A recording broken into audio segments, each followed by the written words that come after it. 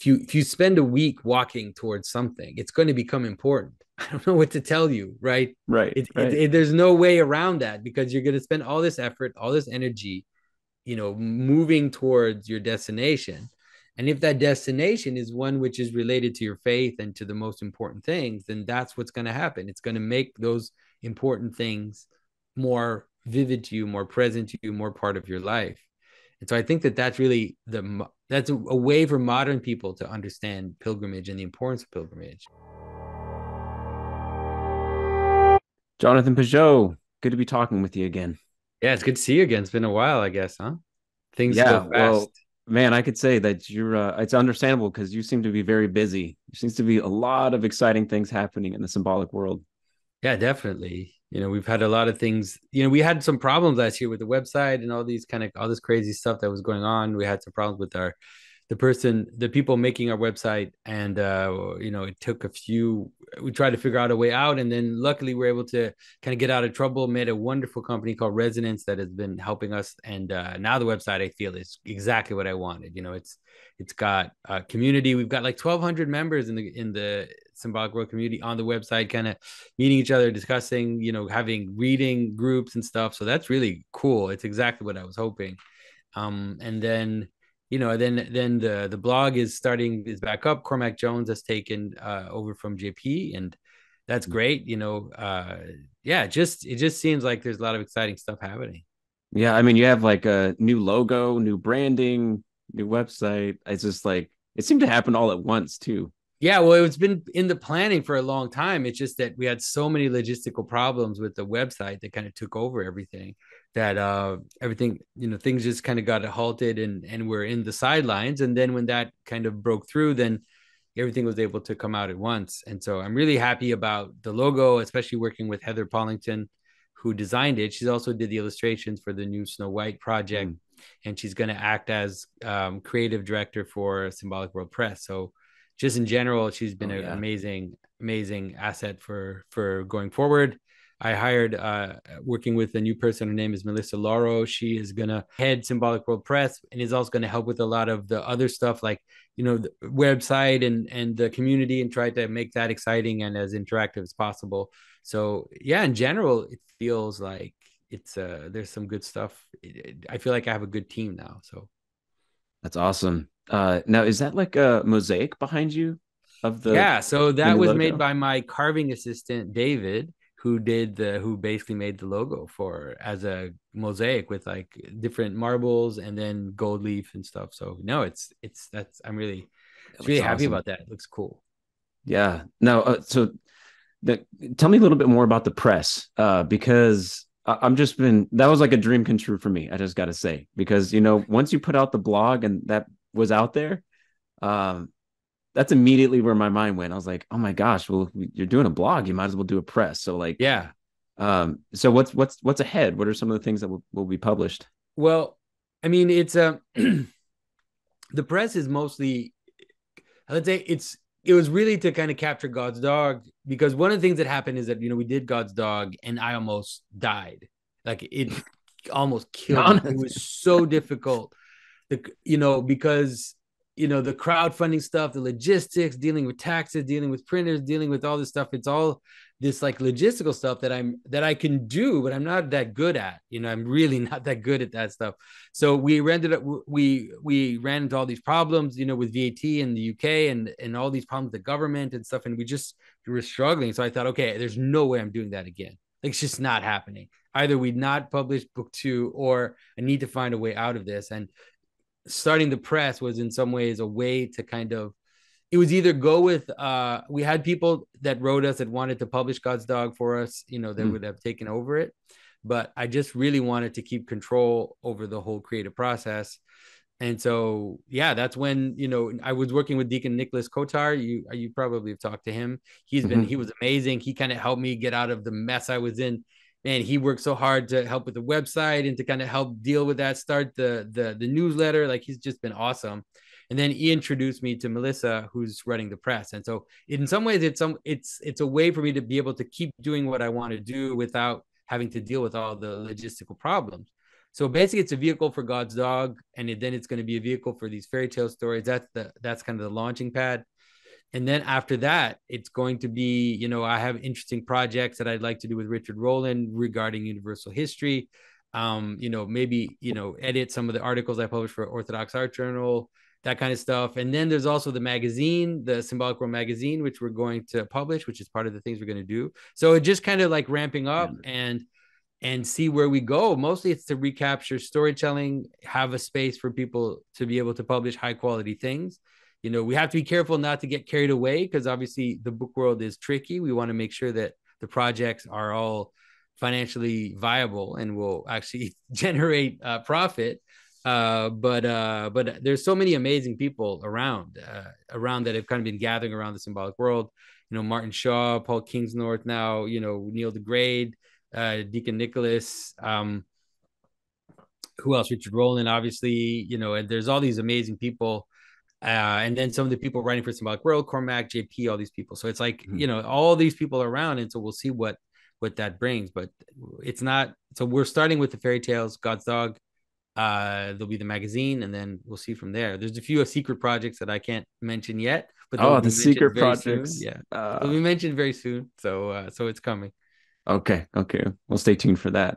I mean, gosh, you mentioned the newsletter and the magazine. The magazine's, I have a minor role in that one right now, just putting some textual interviews together. Some are complete and are going to be really exciting. I'm really excited for the magazine, because it's like you take several of the members of the blog, right? So not just you, of course, it's a community.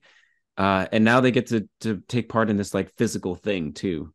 Yeah. And so it's exciting. It's a little scary because obviously it's not like this is like golden age of printed magazines right now. So we have to I'm trying to figure it out how to do it. We need a way to do it to kind of make it as an event so that people get excited about it and people participate. And so that's kind of the way we have to think about publishing now. We can't just think about publishing stuff. We have to really think of publishing as events, like cultural events, things that are marking and that are important, because we are in the waning phase of publishing, so we have to think about it that way. But I do think that the Symbolic World and kind of this cultural shift and this mind shift that's happening, it's exciting enough to generate people's attention. I think so. Mm-hmm. And one of the things I love too is that it's getting people participating in like the analog world, you could say, just of course. Things with physical mediums, because so much of the interactions and what happens, it's all digital. Oh, it's so digital, and you can accidentally suck people in a negative way too, despite your best efforts. Yeah, and that was in some ways the worry I had for the Symbolic World community, the circle community on the website. It's like, how much should we do? But I think in some ways, the fact that we always point to people going to church and to participating in their local communities and their families and stuff, I think it's fine to have online communities too. We just have to make sure that they're properly ordered in the hierarchy. But what I have seen is the real return like I have seen it happening, in my parish, for example. Now there's a whole crew of young guys that are super involved in the parish, doing, they started a work co-op called Symbolic Tech, which is really cool. And they're basically working together. They do morning prayers together, and they kind of have so there's a lot of interesting stuff going on all over North America, especially, that is showing me that, we're not just sucking people into the digital world. We're also giving them ways to go out and to participate in their own community. So yeah, absolutely. I know it's one of the books I read recently. I don't know, it's on the shelf, I don't know, somewhere over here, is Stephen King's On Writing. Okay. And one of the things he said that like just stood out to me was the reason why he reads so much is because there's no commercials. There isn't it was like just a really quick one line, but it just, man, it's just so much packed in there. It's like there's not this inundation, there's not this side door that you can kind of like, oh, hey, there's a YouTube short, you go to watch like this quality universal history podcast, and all of a sudden there's this little suggestion for a short, and all of a sudden 3 hours later you're like, what just happened? Yeah, where did I go? Like, oh man, no, I know exactly how you feel. TikTok and that kind of stuff, all these shorts are the worst, for the attention. Yeah, I just got sucked down my first TikTok short type of wormhole, and I was just like, oh my goodness, It's like kind of like I fell into the pit. Lord Yeah, help and me. we're grown up. Imagine you're 12. Man, Oh, it's so bad. I, I think about that a lot. I think Yeah. about a lot with having kids, especially because like my kids are 6 and 3. And so it's like, It's not an issue yet. Yeah, it take it's around 10, coming. 11 into 12. It depends. It's hard. It's a tough world with the digital stuff because, our daughter, we had homeschooled all these years and we sent our daughter to school. Um, and she was in seventh grade, I think, when she went first time. Hmm. And the first year, we're like, well, you don't need a phone. You just don't need a phone. You're just not going to have one. And so we just kind of insisted, and she didn't have a phone for a whole year. And then we realized at the end of the year that she just didn't have any friends. That she just Hmm. literally didn't have any friends, and because the conversations between the groups continues on messaging, and so if Hmm. you don't have access to messaging, you just don't have friends. And it was Hmm. really a shocker, and we had to kind of accept that was really the case. That if we wanted her to have a social network, she had to have a phone, and then it's like, whew, then you have to engage into Man. like hygiene, like what kind of digital hygiene are you going to impose, and these schedules and these rules, and it's like, whew, it's exhausting. Yeah, yeah, truly. And all of a sudden you spend all of this time, trying to set all of these parameters in place just to make sure she has a somewhat healthy Yeah, engagement with the digital yeah, world. yeah, it's tough. Yeah, but Yeah. I feel like, especially for older kids, we did a good job. Like my son and daughter, they barely use social media. My daughter will, she'll use Instagram for messaging, and then she'll uninstall it for like months at a time. They don't have TikTok. They don't, so I feel like it's okay. It's not perfect. Obviously, you wish no one had, like, they didn't have them at all, but I feel like we've done a good job. My youngest daughter is a little tougher, because she's 12, and it's like if she's the baby kid too, because so it's like things get to her faster. So that's more Mm. of a struggle. But yeah, my wife has been amazing at trying to also install that kind of hygiene.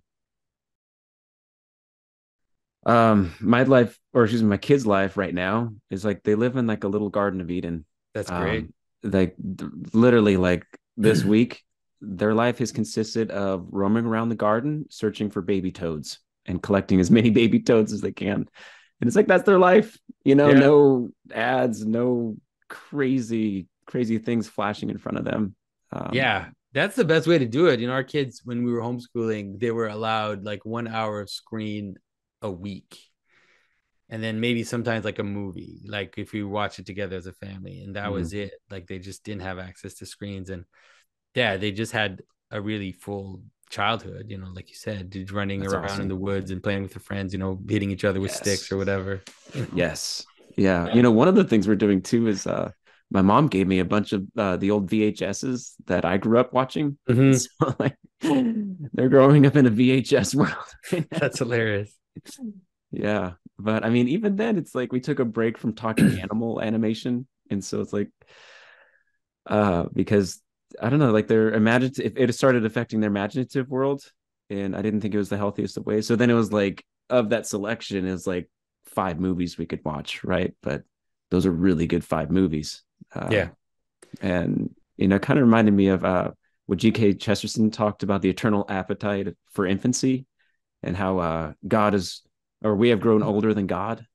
I don't know Mm-hmm. if you remember that quote, but it was basically just God says like to the sun and the moon, "Oh, great job rising and orbiting and all of that. Like, do it again. Just do it again." And there's this eternal appetite for infancy of just like, let's do it again. And it's just over and over again. It's like I look at my daughter and she's just like that. She has this appetite of like, let's watch it again. Let's watch it again. Let's do it again. Yeah, yeah, yeah. And so I find myself it's super healthy for me. Like she's challenging me of like, no, no, no, pick a few good things and just like go deeper, watch it again, notice more patterns, notice more details. And Yeah, so it's like your kids who ask you to read the same story over and over, and you just get tired of it. But they're like, no, they're figuring it out. They're like diving in and they're paying attention, they're memorizing, they're doing all that stuff. Yeah, yeah, definitely. I remember, yeah, our kids had like we had when my kids were young, we just had these little ladybug fairy tales. They're great because they were just a fairy tale, beautiful illustrations, 20-minute read. And I just had the whole collection of all these fairy tales, and we just cycle through them over and over and over, and they just never get tired. Just go over and over the same stories. It was great. Mm-hmm. And then you get to do it again with the next kid too. Yeah, exactly. My wife and I, we're expecting our third child now. Oh, congratulations. Oh, thanks. Yeah, in October. So, um, yeah, I think about that. It's like I get to, go through these stories with one, then the next and the next, and then some things you get to do together. It's just, I don't know. I think the way you describe it, it just inspires me. It's like it gives me glimpses of like this is what family looks like. This is Mm-hmm. what health looks like. To where it's like it's not just like top down, like all of the instruction and the inspirations coming from the parents to the child, but it's actually like it's a whole unit where it's like where things that they do start influencing and helping me see the world in a better place. Yeah, definitely. Yeah. Well, Jonathan, there's one thing that I really wanted to get into today. The reason why I reached out to you to have a discussion is one of your newsletters where you discussed having a pilgrimage with your son over to Mount Athos. You guys traveled to the holy Mount Athos. Yeah, with my dad too. It was my father and my son. Okay. Yeah. So I do want to get into that, but I did have one more question regarding your latest project with Snow White. So why don't we like bookmark Mount Athos, and then Sure. I gotta say, man, so if people don't know, Jonathan Pageau, he released the Kickstarter for the Snow White fairy tale project, and it's a series of 8, and it pretty much blew up the Kickstarter platform. I mean, maybe you could speak into this, but I thought the response was just astounding. Yeah, So we're why don't you really just describe happy. what's going on with the Snow White project and how people can find it? Yeah, well, in some ways, I think it's a Kairos moment. Obviously, this I've been thinking about fairy tales forever. You can imagine just I just love fairy tales, and so meditating on them. And I wrote a version of Snow White a while ago as a little play for my kids when we were homeschooling, and I had some insights about the story, and it was kind of just mulling. I was going over my head, and at some point, I watched people complain about Disney and about the way that storytelling is going, and Lord of the Rings and Star Wars, and people were just complaining about where it's going. And I thought, this isn't going anywhere. We can't just complain. And even myself, in some of my movie interpretations, I do that, right? It's like, look at how bad storytelling has become. And I thought, no, we actually need to use this moment and to retell the story, to do it in a celebratory way. And maybe learn from the postmodern moment. I think there's some subtlety and some insight that we can learn from a postmodern moment, and also even from modern storytelling in terms of character arcs and stuff, which aren't necessarily in the fairy tales. But that was it. I thought, like, let's just do it. And so I rewrote Snow White now as a story, and I was really excited about some of the insights I had. And I thought, why don't we do it like as these arcs of four stories of female led characters, 4 stories of male led characters, Mm. and do it in a way that is kind of postmodern, because you'll have crisscrossing characters and themes that will kind of echo each other through the stories. There'll be like a general arc that goes through the whole story as well. But then also kind of do what we did in God's Dog, which is set it in some ways in a Christian mythological universe. That Mm. is, to have things that are pointing towards how this is embedded in a Christian world. Obviously, no polemics. It's not there to convince anybody of anything. There's no evangelism. If you're hoping for that, you're not going to get it in the story. Mm. But what it is, it's mostly just bringing out the tropes that are already pointed to Christian storytelling in the stories, and kind of surprise people with some hagiographical also connections and stuff like that. What do you mean And by so that's the hagiographical? plan. Sorry. What do you mean by That hagiographical? means like some legend from the saint stories, also legends from just the Christian mythological world, like the Golden Legend or all these other things that we talk about in Universal History with Richard Rowland. Just kind of Mm. surprise people with some of those connections, Cool. like connections even to Troy, connections to all these old stories. Very subtle, but for people that are aware, they'll be able to pick up on them. So that's the idea. And then to get the best illustrators, just amazing world-class illustrators. And Heather is just awesome. And some of the other illustrators we have also lined up are just great. So that's the plan, is to just like, let's do this and have fun and make something beautiful, and something that competes with anything that's being made today. I like it. It's almost it's interesting to me that because it's not just like a one-off, here's Snow White, that it's tied to like 8 other stories or 8 total stories. I mean, it's kind of like the multiverse, or like, like this, the greater, like, say, Marvel universe, where Yeah, it's there's like you have something all of these that. interacting stories. Yeah, there's Um, something of that. I think that that's something that the postmodern storytelling has done really well, which is if you look at some of the fairy tale universes, there was a whole series called Fables done by I think, was it Grant Morrison? I'm not sure. Anyway, so one of those is one, like it was these Vertigo comics. Then there was Into the Woods, and once upon a time, I think it was called, or once or something. Disney did a whole like kind of series of grown up fairy tales that all these characters that interact with each other. Shrek did it, so it's like that's kind of collage storytelling is very interesting if we would use it to provide insight rather than use it to be cynical and to point out power dynamics and to show how smart we are, and how we kind of can see through the dark aspects of these stories, which is what it's usually used to do. What mm, I'm trying to do is rather, like there are tropes in the stories, right? So let's say Snow White falls asleep, Sleeping Beauty falls asleep. What's the connection? So you can create a narrative mm, connection, but you can also create a meaning connection, which by the time you read the second one, you have this meta awareness of what this pattern is doing in the story. And you can even have the characters be aware and like remember the old one and then interact with these different versions of the tropes. So that's the kind of thing that we're mhm. doing in the whole series. That's really But it's still awesome. a story for kids. Like it's still going to be, you can still read it to your 8-year old and they'll love it. But as an adult, you'll be able to kind of see these deeper things going on. Well, hopefully, it seems like it has every potential to be one of those stories that I get to read over and over and over and over I again hope with my so. daughter and the rest of my kids. Yeah. There will also be narrative elements that won't be in the story.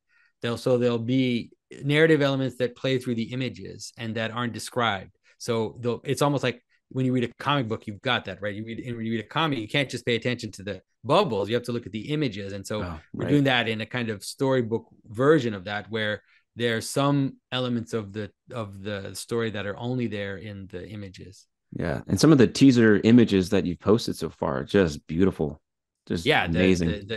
and we're also pulling in Christian iconographic elements into the story. So using kind of medieval types of images, certain tropes that you find in icons or that you find in medieval manuscripts, and then pulling that type of composition and those types of tropes into the into the illustrations as well. Trying to make it world class, like Right. that's the point. Not just don't how can I say this? Would we Let's not accept mediocrity in any way. Like no way. We can need to make this the best. Well, it So seems like you're pulling out all the stops for this one. yeah. Yeah. Yeah, and it did really well. Kickstarter, they made us one of their favorite, whatever beloved projects. I forget projects we love. And then we even got some emails from like the head of publishing at Kickstarter just saying how happy they are about the project. So it's no, Wow. it's good. Yeah. I mean, have you met all of your benchmarks? Have you met the goals? Yeah, for sure. Well, I mean, depends. Like obviously, my purpose is to actually generate as much money as possible because I'm not going to take that money. I'm basically going to use it to start the publishing company. And so the more we have, the Mm, more we'll be able to have these projects in advance. Because we don't. I let's say I thought about borrowing money to like borrowing capital to start, but then mm, there were always strings attached. Of course, normally there's strings attached in terms of ownership, in terms of what that mean. And I just decided, no, I don't want to. I don't want that. I just want to do it myself. And so crowdfunding is a great way to do it. And so this will fund salaries, it'll fund operations, and it'll also fund the beginning of the other projects, like paying illustrators in advance to be able to make the books. So that's the point. But obviously we're happy how it's going. There's still 17 days left, and I think I forget what the amount is. I think we're around 175 US, something like that. wow, 200. man. Yeah, Well, there's your seed money. That's awesome. yeah. We hope so. That's the point. Yeah, Now, something that you published in your newsletter, and I didn't know that Nicholas Kotar helped you get that set up. I'm really glad they did. He has a fantastic newsletter. I'm yeah. kind of a newsletter nerd, so I'm Okay. glad that, unlike the magazine, this is the age of the newsletter, seemingly.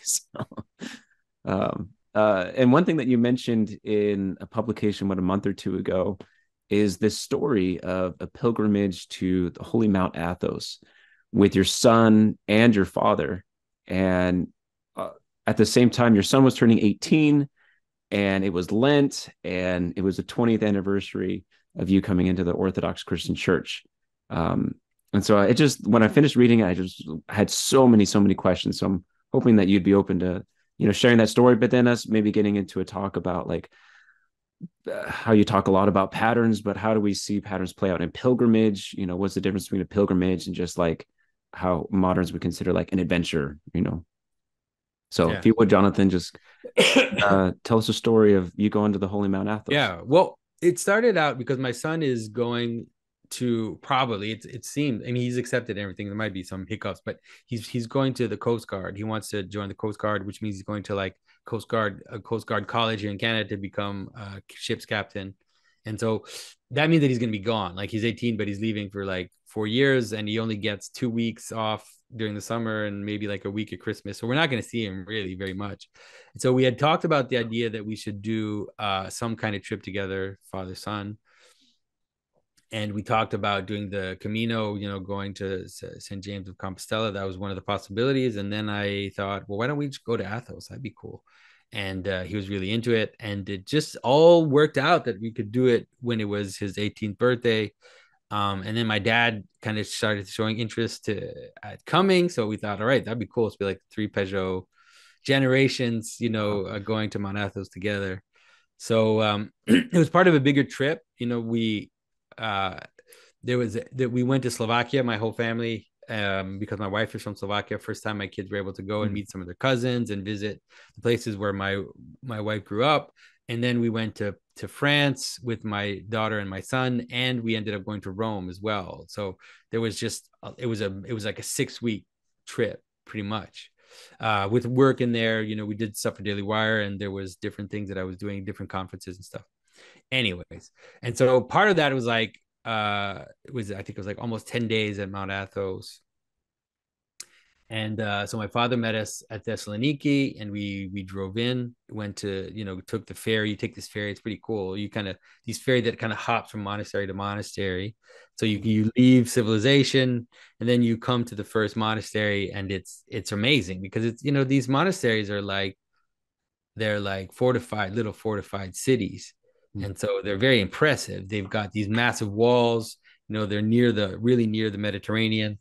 And then you can see the church kind of peek out from the walls, and it's very colorful. You have these the rooms are directly into the walls of the monastery. And so sometimes they kind of poke out with like wooden beams that kind of hold off these little parts that are painted blue and pink. And it's just this really surreal fairy tale world that you're coming into.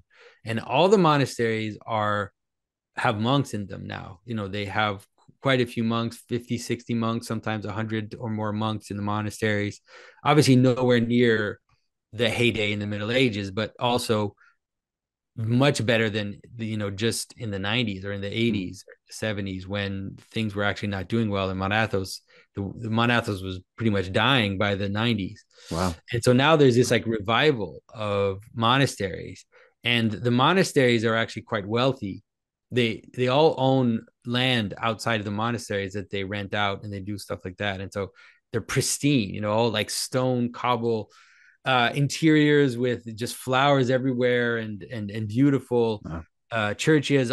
Everything is being renovated. All the frescoes are being cleaned. It's like it's in terms of the state of the monasteries, it's just astounding. It's so beautiful.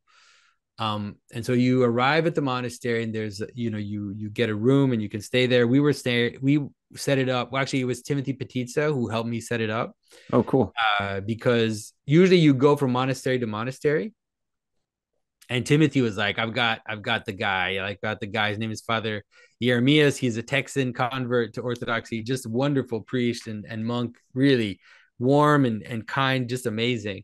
And so he met us there, and we stayed at two monasteries, Xenophon Monastery and Pantocrator Monastery, that are kind of sister monasteries.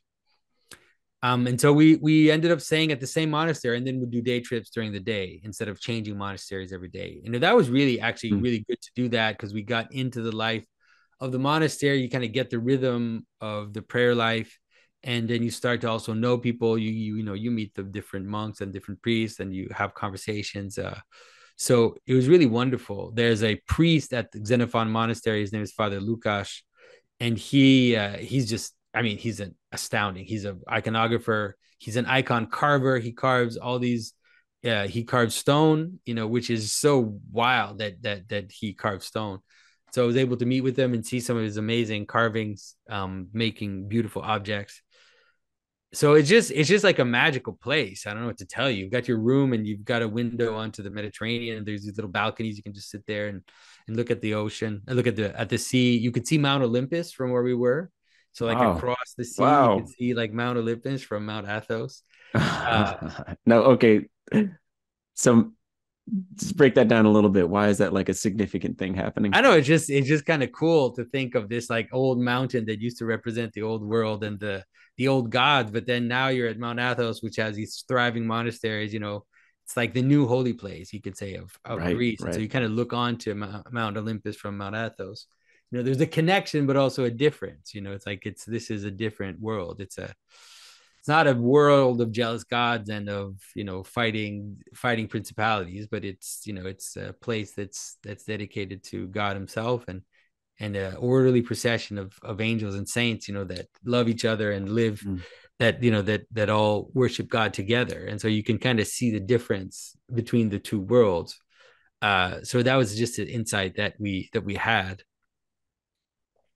And so yeah, so you wake up at 3 in the morning, and that's when the services start, and you go to 3 to 6 in the night, and then at 6 in the morning there's a little break. You can do whatever you want. We would sleep is what we would do. Go to sleep from like 6 to 8. Then there's a little service before breakfast. Then you have breakfast. I mean, it's amazing because the refectories are right next to the church. Mm. Sometimes, like, it's actually in Xenophon Monastery, the old church, it's actually connected directly. You don't even go outside. You walk out of the church in a procession into the refectory, Mm. and then you sit and you eat, surrounded by frescoes, still all these like 16th century frescoes in the dining hall. Um, it's really amazing. It's just a magical thing to kind of move this liturgical extension of life. And then the monks Mm. have their day's work, and so they'll leave after breakfast, and then they'll work all day until the evening. Then a little service before dinner, and then in theory, you've got the night off at around like 8 or 9 or something like that. Then you're kind of off, Okay. unless there's a vigil. And we had a vigil once. That's crazy. I don't know how the monks do it. It's What just they do? insane. So basically, like, imagine you wake up at 3 in the morning, right? And then you go until 6, and you have your little break, you have breakfast, and then you have a service and breakfast. You work all day. Then what they would do is, instead of having a service and dinner, you would have a dinner, and then they would start the vigil from like, I think it was from 7 to 2 in the morning. So you just got up at 3 the night before, right? And then so now you're like then you're like doing this like massive, Wow. like 5 6 hours 7 hour whatever, like sometimes they're longer, these massive vigils. So you're hitting like the 24-hour mark by the time you're Yeah, actually all and the done. vigils are just nuts because they have the most beautiful singing, and then they also light the chandeliers, and they have these chandeliers that are, this choral chandelier. It's like a circle that's hung Mm. from the dome. If you've seen my interview with Andrew Gould, you can see what it looks like. It's like all this faceted ring that has all these candles on it. And then from the center of the dome, you have another chandelier. It's like a more traditional kind of chandelier that's hanging and has all these candles on it. Mm. And so during the vigil service, and I think during other services as well, but I saw it mostly during the vigil service, is they spin the choros.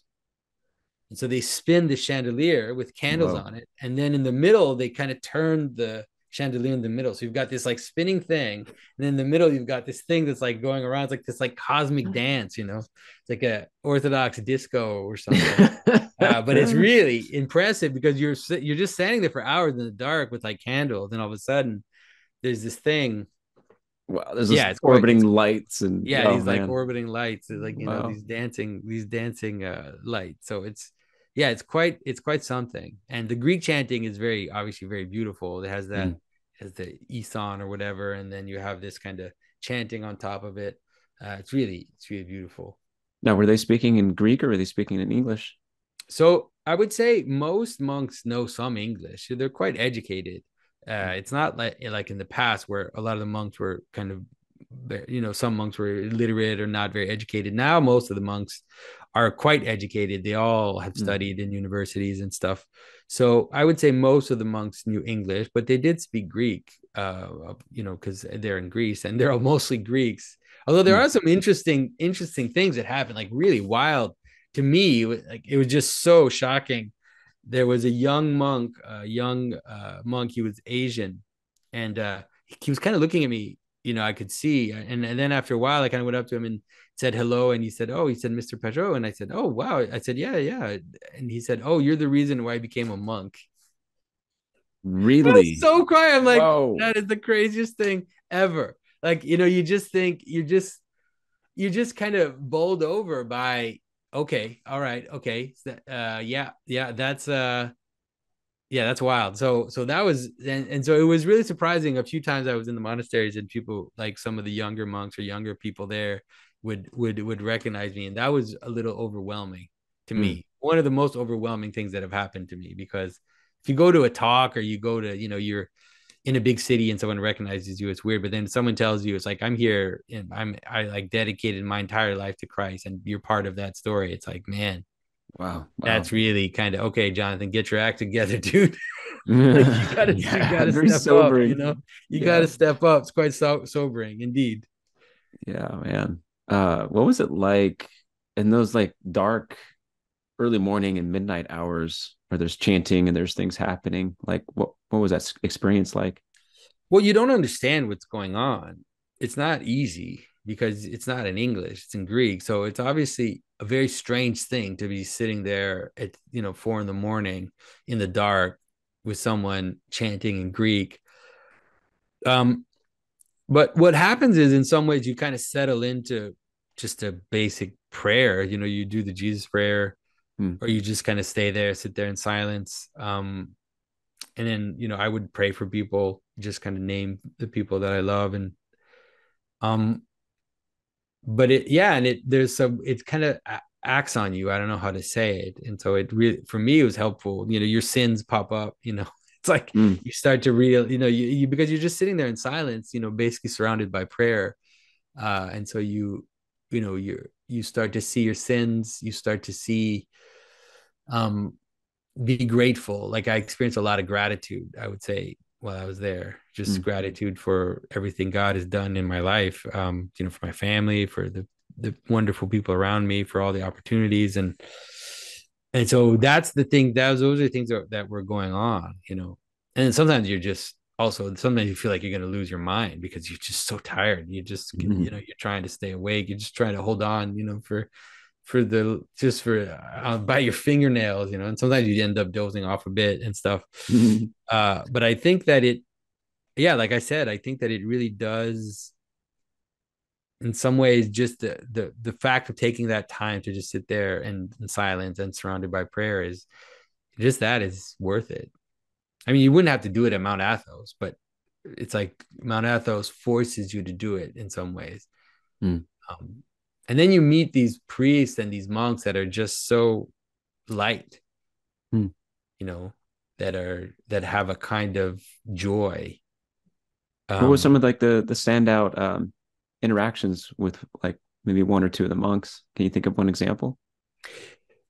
yeah, I mean, I think that Father Lukash, the priest, he's really like a world class iconographer. He's just one of the Hmm. best in the world. He did the iconography for the shrine, the Greek, I forget the name of the who it was dedicated to, but the church that was destroyed during 9/11 that was rebuilt recently. Hmm. So he did the iconography in that church. And so he's Wow. really is like a world class, but he just has this kind of simple humility to him. You meet him and he just has this kind of just very simple smile and very simple. And he's also like, he's a priest in the church. He does the liturgy. He was doing the liturgy all the time. He was constantly one of the people who was leading the services. And you just think, wow, what a life, um, and he was just so kind and so humble and just so kind of excited to see my carving, which is like, dude, this guy is like just this kind of, I don't know how to say it, just this kind of just genuine, interest in talking to you, genuine, despite being one of the best in the world and despite being like the spiritual father for all these people and stuff. So I think that was the thing that really touched me, was to see those types of kind of, we met the abbot at Pantocrator Monastery, and just highly educated man, but with like the kind of almost like mischievous eyes of a child. Hmm. Uh, we it was so cool because he brought us to the treasury and showed us, like, he knew that I was interested in art, obviously, and so we went to the treasury and saw these amazing things. They have these these amazing icons, but also amazing manuscripts. And my son was there, and my son is more like a technical guy, like he's more into engineering, programming. He loves Hmm. Arduino and like making stuff, and so he's not that he's not artistic, but he's just not, it's not his main thing. And so the Hmm. Hmm. the abbot asked him after we finished visiting the treasury, he said, what marked all of you? And so I kind of said what thing that I really kind of sees me. And my dad said it. And my son's like, well, he's just being honest. He's like, I visit these museums all the time with my dad, and I'm kind of doing this all the time. And so there wasn't anything in particular that I saw that marked me. And then the abbot kind of insisted, and my son held his horse, held on to his thing. He said, look, I don't want to, like, I'm not gonna lie. I'm just telling you, like, there just wasn't anything that was really. And so the abbot said, all right, so I think we have to create memories for you. Hmm. So we like left, and we went down and brought to the library, of the monastery. And so there's like these, there's all these books that are held in these like cloth bags, all like written and everything. So he takes one out and he puts it on the table. It's like there's like this like zipper or something. He opens it up. Then he tells my son, he says, here, put your hand in it and just pull the book out. And so he like opens it up and he pulls the book out. I said, this is a 12th century manuscript. And so he has my son pull it out, this like massive manuscript. And then he just lets him hanging there with the book in his hands. And he's okay, just put it down. He puts it down. And then he looks at my son. He said, you'll remember that, right? It was so Yeah. cool. It was like, yeah, he's never gonna forget that. He's like holding this like super precious, like Yeah. illuminated manuscript that's like a 12th century thing. Anyway, Wow. so Wow. that was a kind of interesting standout moment. Yeah. Well, you're touching on some of the experiences for your son. I just wonder overall, like, what was the pilgrimage like? Yeah, I mean, we would go out and visit the monasteries, and you could Mhm. venerate the relics. And I mean, the relics, man, it's crazy. Oh yeah. Because you go to a church, and there's like there's a relic, there's like a little Yes. thing. And then Yes. there it's like, well, here's the leg of St. John Chrysostom. Like, here's the skull of St. George. Like, and you're just like totally overwhelmed by these things. It's like, oh, here's the belt of the Virgin. It's like, this is actually the belt that fell from her when she was ascending, at the end of her life, and so it's just so overwhelming. It's just hard to, I don't know, it's hard to say. It's like they have these pieces of the true cross, but not like piece of the true cross. Like, here's this like massive chunk of the true Mm. cross. So that was just, for me, was really quite overwhelming. Mm. And there was they in one of the Russian monasteries, they had a reliquary with a relic of Saint Christopher, and they had him represented as a dog-headed saint. That really kind of struck me. Oh, there you go. Yeah, I was Wow. really struck by that. That was quite touching. So, Wow. so all these moments of like realizing the reality of the faith and the reality of the Mm. life of the church, and how Mount Athos is this kind of center of holiness.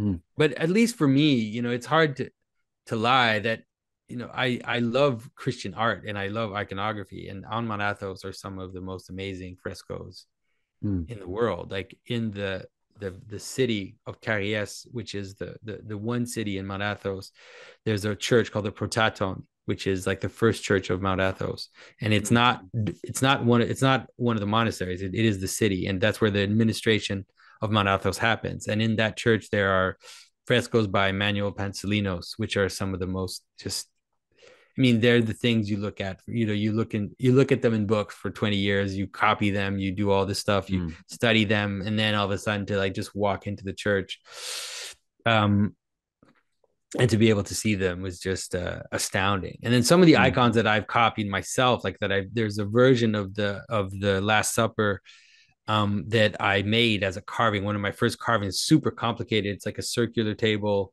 with all the 12 disciples and Christ. And it's this really elaborate carving that I did. And I copied one of those images, and then to see it, and they're all clean now. Like they've all been cleaned. All these frescoes look fresh, because one of the things that happened is that when the frescoes would get sooted up, they would get painted over. And so, after you use incense and stuff in the church and candles, at some point the frescoes become black with soot. And so they would paint over them. But what that did is that actually preserved these frescoes in a way that they're just pristine. So when they clean them, it's like you're just right back in the 13th century, 14th century, 12th century, some of them. And that was just really striking to see these images, so beautiful, so pristine. There's a little chapel. We were walking through Yveron, and this monk came up to me, and he's like, "Oh, I know who you are." And he said, "You wrote an article on my brother." And I was like, he knew me from Orthodox Arts Journal. He remembered that I'd written an article on his brother, who is a Romanian iconographer. And he's like, "I want to show you something." So he brought us into this little chapel, and in this chapel, there's an icon of Saint Gregory Palamas, which was painted by somebody who knew him. And so it's like a portrait of Saint Gregory Palamas. It's just like, and by it's someone that knew Saint Gregory of Palamas. Yeah. Wow. Yeah. Wow. So basically painted like right after his death, basically.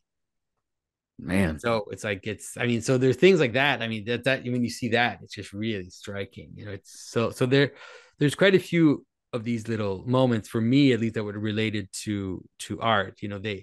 The Xenophon Monastery, they have a steatite icon, which is just beautiful. It's a beautiful icon, and it's carved in this green steatite, and then for me, who one of the only people that is carving steatite with icons now, it's like it's like definitely a little moment to be able to interact with these objects. Very cool. Can you tell us more about the wonder working or the floating icons? Some more mysterious components to this. So every monastery has like a miraculous icon, pretty much. And these icons, they're covered with risas. That means that you barely see the icon anymore. They're like covered with these massively ornate gold and silver frames. And most of these icons were found in the water. They like, people just would find them floating towards the Mount Athos.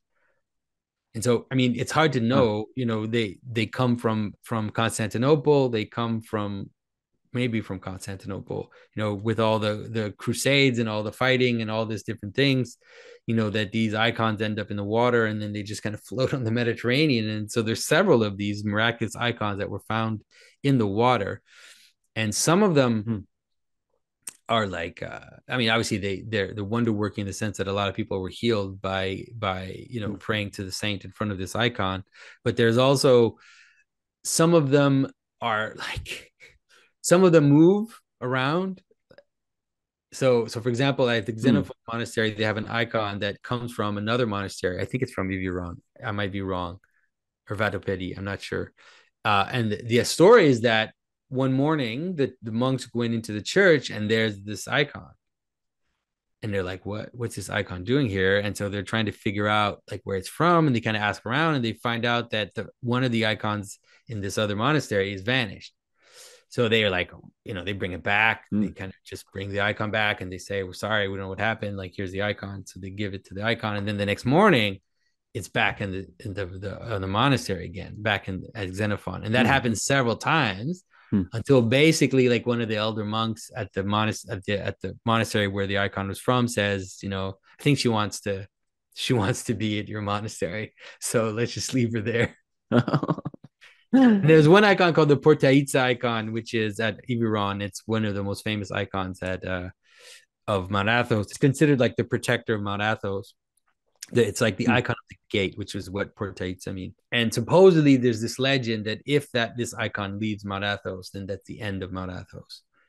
And Hmm. so there are all these like legends about during World War II, these monks would like walk for like 3-4 hours to come to check if the icon was still there. And Wow. they'd come several. Many monks would just like come in and like ask, if the icon is still there because everything was not going well. Let's say It's like during World War II, monitoring the possible end of the world. the end of the monitoring the possible end of the world. Man, so Jonathan, like, is it like the icons have a life of their own, or is it just like the mysterious component of reality? Like, what's happening there? No, but I mean, the image in the Orthodox tradition becomes a vector for holiness and becomes a vector Mm. for, and so just like relics, just like in the gospel, just like in the Acts of the Apostles, the the shadow of Saint Peter or the scarf of Saint Paul Mm. would become play vectors of the miraculous. In the Orthodox Church, icons have become that, so they just become a place where the miraculous is concentrated. Mm-hmm. I don't know how else to say it. Yeah, It's wow. just there's no I don't try to account for the mechanical causes for these things. Mm. Yeah, I don't try. It's best not probably not to try to do that. It's just it yeah. just that's it's they these icons become places where people are healed. They become places where people's answered prayers are answered. They become places where all these things happen. Little holy places. Mm. Now, so your son was turning 18, Yeah. and I just read that, and it make because like I mentioned, I have a 6-year-old daughter as my eldest, and so like I think about that, 1-8. I think about the that transition from adolescence in the home to then transitioning out of the home, and independence and self-sufficiency, kind of like a distinct identity. Hmm. um but here in the West there really isn't like rituals that surround that passage from one stage to the next. And I wonder, was this pilgrimage some type of like rite of passage for your son and your family? Well, that's the way I saw it. We did when our kids hit puberty, we kind of devised this little initiation thing. My son, for example, we rented a cabin, and then I got all the men from the family, all the Christian men to come. And I got him like a knife when he was like 12 or 13 or just turned 13. And Yeah, like yeah. just the basic things. And so we did that with our daughters as well, with the women of the family. There's the women meeting together and kind of doing this blessing and this kind of advice and prayer and stuff, and celebration of the life also of the person. So I think that's important because we don't have that naturally anymore. We have to be deliberate about it.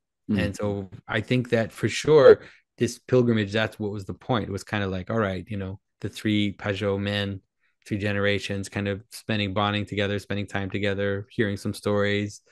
It was wonderful because my father, something happened to him while we were in the church and praying and in the silence for so long.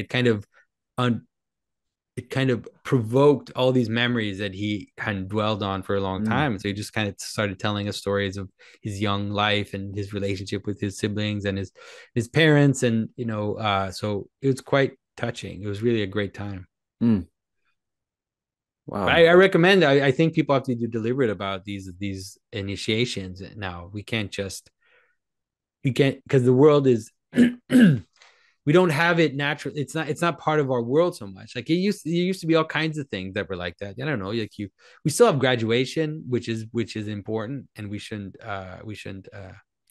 take seriously. Like even graduating, like elementary school or middle school, like we should take those seriously because we don't have a lot of these transition rituals. So those that Mm, exist and are part of our world, we should engage with them.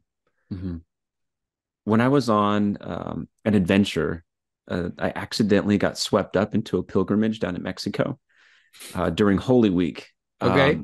It was completely undeliberate on my part. I just happened to be in a place. I reached out. My travel buddy and I, we reached out to the local church, Catholic church, and said, "Hey, like we're just looking for a place to bed down for the night. We're going to keep traveling. We consider ourselves travelers." And then he was like, "Oh, you must be joining for the pilgrimage. You can go sleep with the other pilgrims." And so I was like, so we ended up befriending one of the families there. They're like, "Yeah, we're going to be waking up at like a dark hour of the morning, way before sunrise. We're going to start this trek to the holy site with flashlights. Do you have good flashlights? Are you ready to go?" So we ended up like pushing our bikes with this family, and they knew all of the old paths, in and around all the old farms and around the hills. And they take us to the holy site where there was a miracle working icon of the Hmm. Virgin of Guadalupe. And so it was just like at the time, it completely blew me away. Hmm. And I was right at the precipice of like modern ideas of adventure and travel and thrill seeking. And with like documenting yourself on GoPros, and like we have professional travelers now. And then like this old ancient world of getting swept up into like this pilgrimage where similar to you is like multi-generational. It was like the grandpa was there, the dad was leading, he had his whole family, they're all on foot, and it was like Hmm. many days just to get to this holy site. And so I'm just wondering, like, just all of your expertise with distinguishing patterns and understanding the universal history and ancient world, like what would you say is the difference between modern concepts of adventure and more ancient ones of pilgrimage? I mean, they're very different, obviously. So a pilgrimage in some ways is it's a physical enactment of a spiritual journey. So you basically what you're saying is I want to get closer to God. I want to get closer to, I have this problem that I hope God could answer a question for me or a prayer for me. And so and what I'm going to do is I'm going to physically enact the movement of going towards a holy place so that you could say so that also this is something that'll happen within me. Like there'll be a connection between me, like walking towards this holy place, becoming more and more aware of it, becoming more and more aware of the importance of that which is transcendent, of God's place in my life. So it's all this conjunction of things together to make it more real in your life by engaging it directly, like you said, like if you spend a week walking towards something, it's going to become important. I don't know what to tell you, right? Right, right. There's no way around that because you're going to spend all this effort, all this energy, moving towards your destination. And if that destination is one which is related to your faith and to the most important things, then that's what's going to happen. It's going to make those important things more vivid to you, more present to you, more part of your life. And so I think that that's a way for modern people to understand pilgrimage and the importance of pilgrimage. It has to do with attention and effort, and like I said, it makes something literally more important for you because you're spending all that energy on it. Yeah, yeah. And almost like I see people engaging with adventure, almost like a low resolution pilgrimage. Like the patterns are there. It's like they Yeah. they book a year in advance to go to Yosemite, let's say, and to go see the one of the most beautiful valleys in the world. And so there is intention. There's components of what you said, but Yeah. Yeah. um, People let's save up for like years to go to Disneyland. oh yeah, And so it's yeah, like yeah, these are real things. And I mean, there's nothing wrong with going to Disney or whatever, or to going to all these places. It's just about hierarchy, right? It's just about what is it that you're going to spend a lot of time putting effort into, and so I think definitely a pilgrimage. We also went to Jerusalem last year. mm, It was obviously for work. Part was for work with Daily Wire, but there was a pilgrimage aspect to it. Um, and I definitely recommend it to anyone. mm. just sometimes it can be little things, like here it's interesting, here near where I am, there's a native reservation, and a long time ago, the priest of the area built on this little mount. They built a way of the cross on the mount, and so it's actually these little stone huts with like carvings inside them, with like Mm, these relief carvings of different stations of the cross. And and people used to go there as a pilgrimage. Now it's become like a state, like a provincial park or whatever. But they're mm. still there, these carvings. They're Wow. actually redone by a carver that was one of my teachers a while ago. But you can go there. Like my wife, she goes there all the time, and she goes there. Sometimes she goes there every day, and she just goes up, Mm, and she just takes a little moment, like not much. She takes a little moment, when she walks past the stations of the cross, to kind of just stop and meditate and to remember. mm, And for her, it really is a transformative thing that she's participating in. It really is very deeply part of her spiritual life, and so there are little things you can do that are enacting what's important to you. It mm, doesn't have to be going to Jerusalem or going to Mount Athos, um, but yeah, sometimes there are little versions of that. mm. I wonder, like you mentioned memory. How does that play out in the the practice of pilgrimage? Well, usually when you're going to pilgrimage, you're going to a place that is important in the past, Mm, that or at least connecting you to something in the past, something related to origin, or to, like when you're going to Jerusalem, obviously you're going to the place where Christ lived. And so, it is a form of active memory, like mm, walking on the same paths, going to the same places, ritually participating is a form of active memory. mm. Well, Jonathan, I guess what was like any big takeaways, or how did the trip um, fill you with hope? Oh, it definitely filled me with hope. I mean, seeing the monasteries, also having all these people there, and seeing the life of Mount Athos quite active, gave me hope. Seeing a lot of young monks gave me hope. Mm, Reminded me of some of the things that are happening now in North America and the Orthodox churches, with all these waves of young people. So I would say it definitely gave me hope. You know, um, and also I think it, because I'm so busy and I get distracted and I have all these things going on, but it really was a moment of refocusing and helping me remember why I'm doing the things I do. Because just like mm, everyone, sometimes I get lost in the whirlwind. It's like I'm doing all these things, but I can forget why I'm doing them. Like what's really the point of this? mm, And I think going there and spending so much time in silence and prayer was good, because it reminded me of what's really at the core. mm. All right, Jonathan. Thank you for talking today. Cool. I Yeah. love to hear these stories, man. These are great. Good conversation. Yeah, Yeah, give me Derek. ideas for whenever my kids turn 18. Yeah, we have, but like I said, we do have to be deliberate about it. So yeah, All right. it's Well, good to talk to you, man. best of luck. Go check out the Kickstarter, folks. Thanks. All right. Bye bye.